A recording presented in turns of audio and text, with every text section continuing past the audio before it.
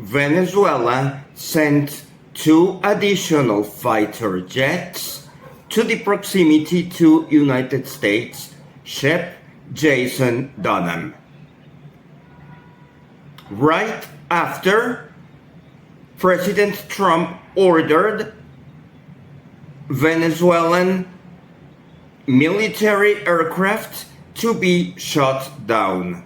Fortunately, the planes were not shot down at this time, suggesting that both countries are considering responsible escalation. However, Vice President Vance says that he doesn't give a shit for killing before asking, which of course has been confronted by United States public opinion, considering that international law should not be violated.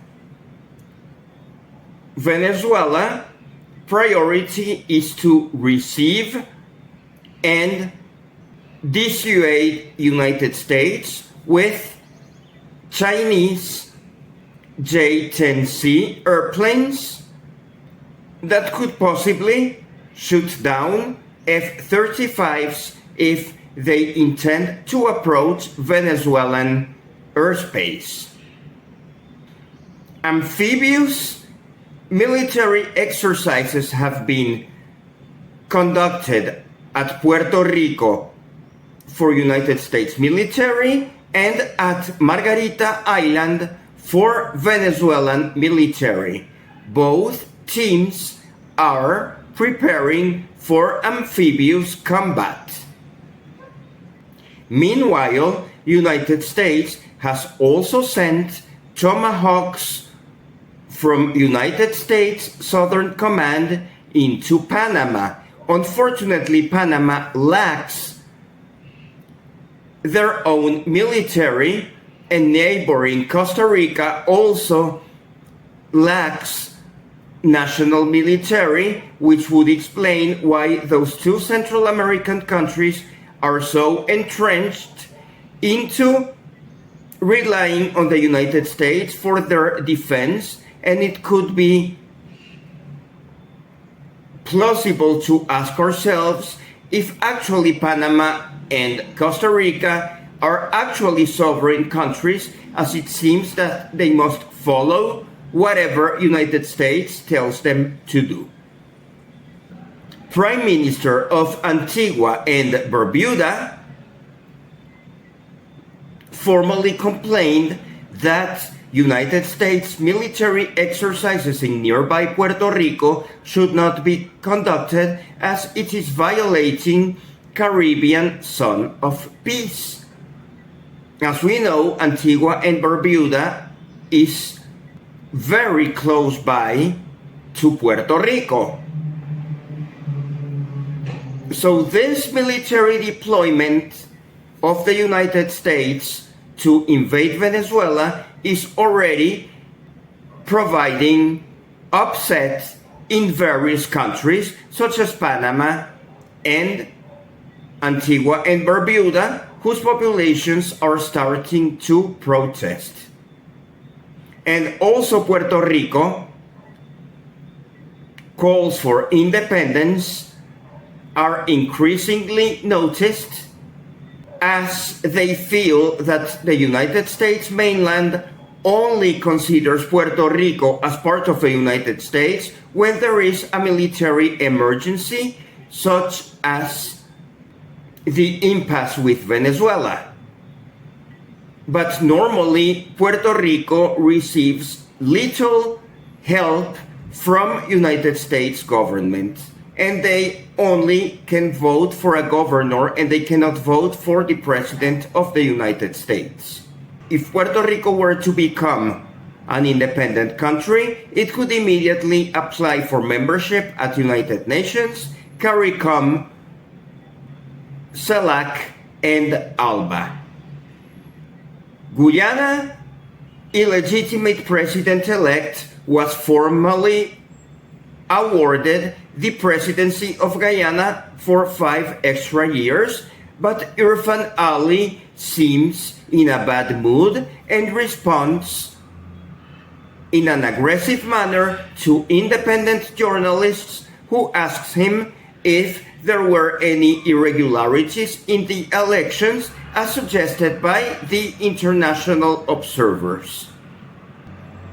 Irfan Ali should realize that he is just as illegitimate as Nicolás Maduro, which provides certain leverage in future Essequibo Venezuela negotiations, as both Nicolás Maduro and Irfan Ali are regarded as illegitimate by important sectors of domestic and international communities. Ukraine is not doing well. The city of Kyiv has received huge bombardments by drones and missiles, providing a preliminary view on how could a possible United States invasion into Caracas look like. Even though defense air systems are capable of repelling many of incoming missiles and drones, there is always the possibility that some missiles and drones shot by the enemy could gain entrance to the territory. While a significant portion of the Venezuelan community would like Nicolás Maduro to be ousted of the Venezuelan presidency and sees a plausible United States invasion as an alternative, people are also realizing that getting rid of Nicolás Maduro would not necessarily become the end of the Bolivarian Revolution, as it happened in Iran when the helicopter that was carrying the president fell down and the president of Iran died, or the recent killing of the president of Yemen. Usually, the regimes stay fine, a new chain of command is designed, new leaders are appointed for those countries, and resentment for fighting against hostile regimes becomes entrenched. So endless civil wars and retaliations should be expected during the next following years. Previous examples in Libya, Iraq, and Afghanistan also provide a trend of not being able to impose democracy into any country that is invaded by the United States, and then the United States has no idea on what to do. It looks like both United States and Venezuela will continue escalating by turns, with none of them daring to shoot first.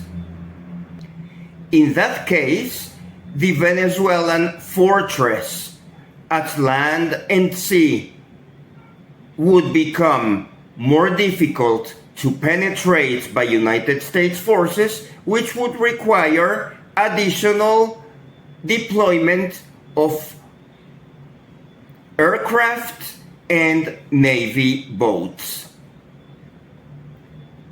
However, such operation is expensive, and United States domestic economy is suffering from high unemployment and increased expectations of inflation as interest rates will be decreased by the Federal Reserve.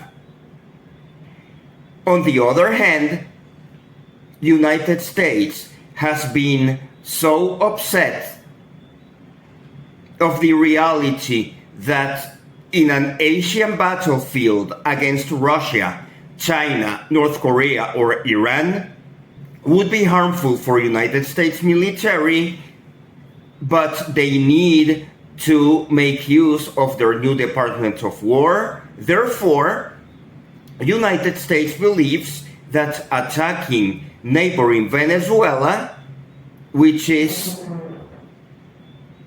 a smaller enemy, could increase United States' odds of winning. However, proven reserves of ample ammunition and drones by locally producing factories made by Iran and Russia guarantee that Venezuela will be able to defend formally. The only concern is if the F-35s come into Venezuelan territory before Venezuela actually gets delivery of the Chinese J-10C fighters, which along the Sukhois from Russia could perhaps provide a video game show of aircraft military combat. If United States amphibious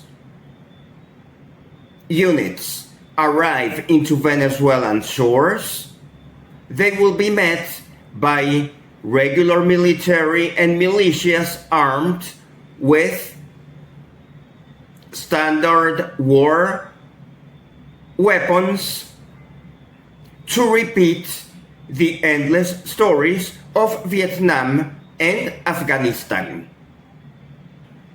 If Nicolas Maduro is removed, it is likely that the regime places Vice President Delcy Rodriguez or a high-level figure from the Venezuelan military, and the regime would continue as usual. It is unlikely that the military will accept placing Edmundo González Urrutia, as he has ordered foreign invasion into Venezuela, which is considered a treason to the homeland according to Venezuela's penal code. International community should prepare for United Nations General Assembly on September 21st, whose location should be moved out of New York City into Geneva, headquarters of the United Nations. We will see calls of United Nations being moved permanently into Geneva, or perhaps an unexpected alternative location, because United States is denying visas to Palestine state authorities, which have been recognized by most countries in the planet, including most Western powers in Europe. United States and Israel are increasingly isolated. Israel has already been accused of crimes of war against Gaza, and the United States is currently being accused of crimes of war against Venezuela. Israel has no sympathy for the International Court of Justice, and Marco Rubio, in representation of the United States, has said that the United Nations are irrelevant and the only jurisdiction he likes are New York tribunals that declared the existence of the Cartel of the Suns and Tren de Aragua, both of which are not even in the official registered listing of terrorist organizations stipulated by the Organization of United Nations to be meeting soon in Geneva, Switzerland, as the previous location of New York City is no longer suitable for world peace. Going back to the incident of the speedboat shot by the United States, the most likely scenario was that the firing was performed in Trinidad and Tobago territorial waters, because Venezuela and Trinidad and Tobago are very close by and they have specific maritime boundaries, which means there are no international waters between Trinidad and Tobago and Venezuela. Waters between both of our countries are either Venezuelan or Trinidad and Tobagoan. We remember that Prime Minister Kamala recently welcomed United States aggression to Venezuelan boats, and Trinidad and Tobago authorities in the past have also shot Venezuelan migrants. International law must be applied in all over the planet. We see that wars are horrible every day. It is just a matter of time until Russia completely conquests Ukraine, and we have seen a vigorous response from Yemen, which is successfully bombarding airport of Eilat in Israel. Egypt might even get into the Gaza conflict, as there are suspicions that Egypt would like to enter the desert in southern Israel. Protests in Israel and Ukraine against their war-like governments increase every day. Ukrainians do not want to be drafted into war, and the Gaza genocide remains as horrible as ever. There are calls to expel both Israel and United States out of the United Nations because they don't recognize the jurisdiction of international law that must be obeyed by all participating countries. In the electoral South American map, presidential elections for Chile are approaching, and the communist candidate is gaining popularity, which would further move the balance of power in Latin America to the left. Right-wing governments are having a hard time justifying United States invasion into Venezuela, and the balance of power seems to be shifting markedly left due to successes of Gustavo Petro and Claudia Sheinbaum in Colombia and Mexico. President Lula of Brazil is asking for peace. The international community is already used to ambiguity from President Lula, and he seems no longer a relevant player anywhere. Perhaps the BRICS summit that will be conducted in Brazil later this year, 2025, will provide President Lula an opportunity to regain some lost influence. President Noboa from Ecuador is accused of being a narco-terrorist of cartel, which is the same accusation that President of Venezuela, Nicolas Maduro, also has. The father of President Noboa is a banana plantation oligarch that has specialized access to Ecuadorian ports on the Pacific Ocean, and there have been reports that cocaine is transported into Mexico and the United States through cargoes of bananas whose peels look bananas but are inside with cocaine. It is significant that this accusation is not being well followed by the United States regime, which insists in condemning Nicolas Maduro and the Caribbean trade of drugs, which only accounts for 5% of the total America's drug trade, according to most recent United Nations drug statistics.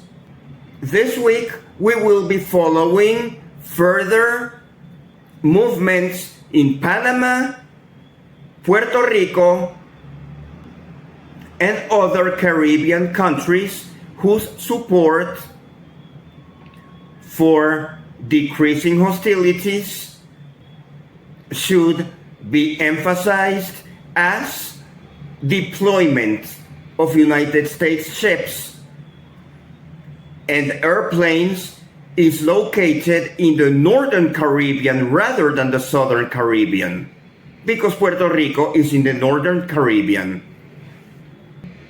This week will determine if Puerto Rican population likes the usage the United States government provides to their land, or if they will apply for change.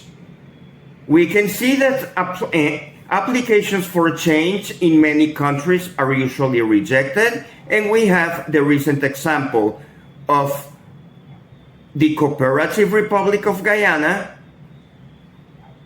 where Irfan Ali has become an illegitimate president for a second term, while APNU and WIN parties have been contesting and explaining to the world that international observations provided inadequate election conditions which might warrant celebration of new elections. However, it is likely that Irfan Ali's government will prevail, which means that the relations between Venezuela and Guyana will continue being rocky,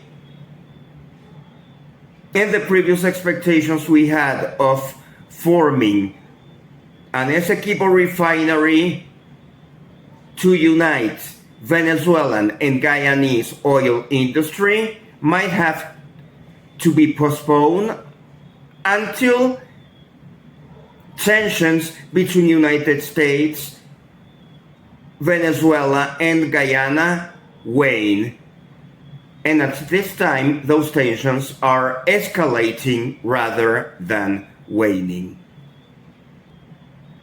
Venezuelans are also given the opportunity to register as militia members online through the Patria platform, which means that we will soon arrive to 10 million militia members against United States invasion. We are doing everything we can to avoid a military incursion into Venezuela, because we don't want to repeat the destruction experiences learned by Iraq, Afghanistan, and Ukraine. And as the United States continues deploying more weaponry and insulting us like Vice President Vance, pronouncing complete disregard for international law, might require that China, Iran, and Russia little by little start deploying more of their weaponry into the Caribbean, which unfortunately will no longer remain the peace zone that we once wanted the Caribbean to be, as we prepare for Third World War to be fought in the Caribbean Sea.